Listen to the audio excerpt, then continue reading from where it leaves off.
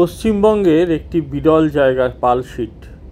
Howrah Bardhaman main লাইনে মাটি থেকে অনেকটা উঁচুতে এই পালশিট স্টেশন।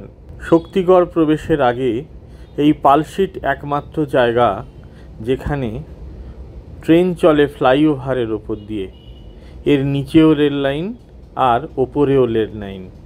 নিচের লাইনটি হলো হাওড়া বর্ধমান কর্ড লাইন আর ওপরের লাইনটি হলো হাওড়া বর্ধমান মেন লাইন। এমন বিরল দৃশ্য পশ্চিমবঙ্গের আর কোথাও আমার অন্তত চোখে পড়েনি। পালশিট ফ্লাইওভারের ওপর থেকে গ্রাম বাংলার শ্যামল সবুজ দৃশ্যমালা যে কোনো যাত্রীকেই মুগ্ধ করে।